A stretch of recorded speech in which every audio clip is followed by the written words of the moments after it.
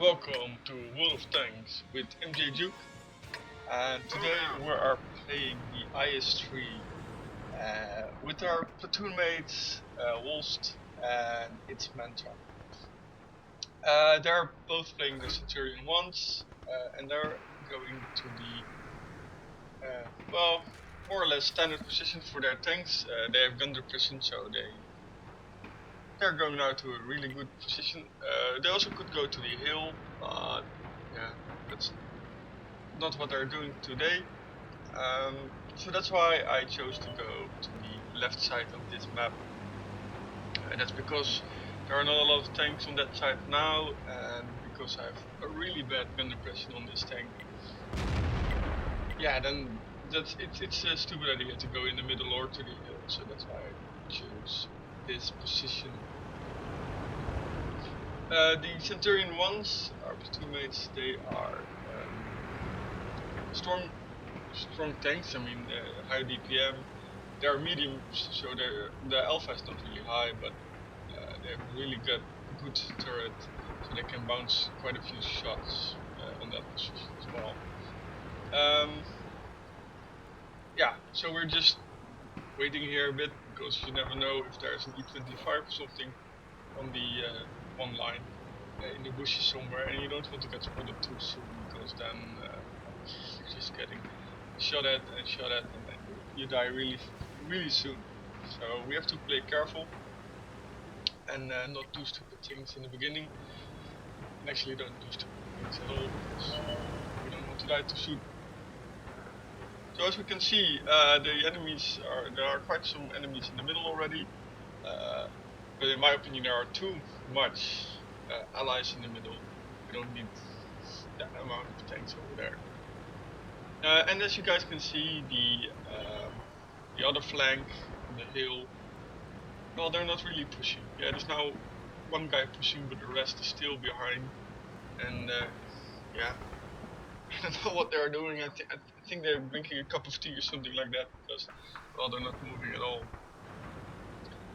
We still didn't find any tanks, so we can shoot to the right, help our allies, and well, we bounced the shot, so that's really nice. This tank is actually really good. It really has some bouncy turret and some bouncy front of the tank. But, if your tank got some high penetration, then your tank won't be good at. Critical hit. Sometimes you think you can bounce something because you angle pretty well, but then I think that many players use gold when they see an IS3. I don't think that's necessary at all. You just have to know where you shoot it. And that's the tricky part of the IS3, because normal tanks you can angle when you're side scraping or something like that, but that's something you actually don't want to do with this tank, because the front is already angled.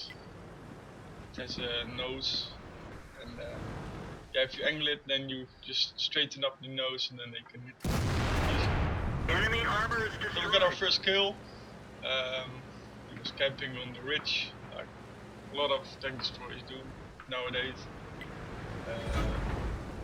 But well, he's not the only camping tank destroyer. There's still one on this flank as well. The prototype, the T-28 prototype. And as you can see, the other flank is still camping. They're not moving at all, and that's really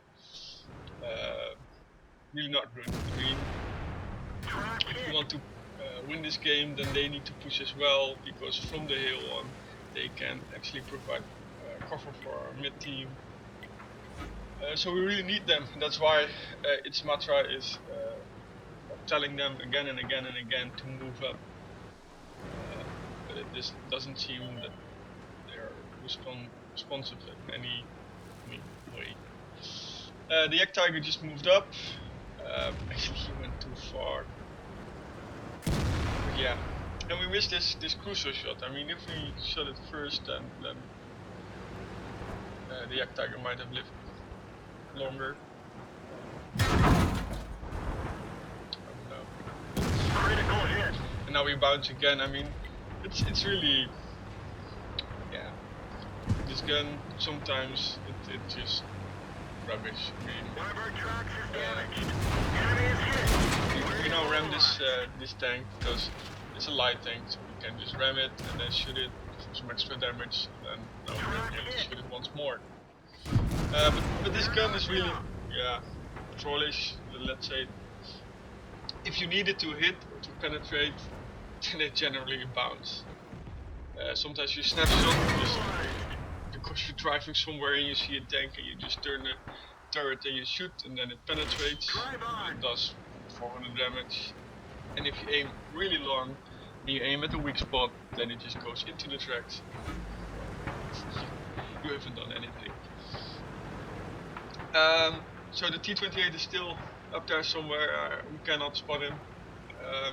So I decided to help the platoon members because, well, they really need some help. So that's one down, and there's now only one medium tank in the middle left, so they can now actually go over the ridge and support me, as I will support them. Of course, we get hit from behind while he missed, but there's another one. So that shows that there are actually two tanks on the ridge. Not only the T-28 but also KV-1S. I'm shooting here gold because I thought I was going up against the front of this Pershing, but yeah, I don't need gold. Enemy armor is destroyed. This tank. Yeah, personally, I always have some trouble against a Super Pershing because, well, their armor is just ridiculous. It's not that it's really good armor, but spaced armor, so you lose a lot of penetration to go through the first layer. And generally you don't penetrate the second layer and do any damage, so that's why I choose to load some gold, because then I'm sure I penetrate. And yeah, I should have reloaded and get some normal AP ammo in it because well, I don't need to shoot gold. But then again, the T-28 prototype is also a well armored tank from the front, so I might need the gold as well, so that's why I guess I still have it. So we already got 4 kills, and now we really want some more kills, of course. And as I said, there's the KV-1S, full health still. And yeah, actually they did a really good job. They just camped and waited for us, and as soon as we came close, they just picked us apart. And that's actually what you should do on that flank. But yeah, it's a bit static and not the most fun on that flank. I mean, generally the team that camps the hardest with the most tanks wins. As you can see now, we are winning this, but that's because they lost all the other flanks. Then you're just surrounded. So we're just waiting here for somebody to spot him and to attract the heat, because as soon as the T-28 prototype shoots, then we just move up. So there he is. Now we're just still waiting, because as soon as we go, then we probably get a shot and die. And that's something we don't want. So he's hiding behind the building, so we cannot shoot him yet. We have to move up a little. And now we can see the side. So again, we don't need gold for this, but yeah, we already got it loaded.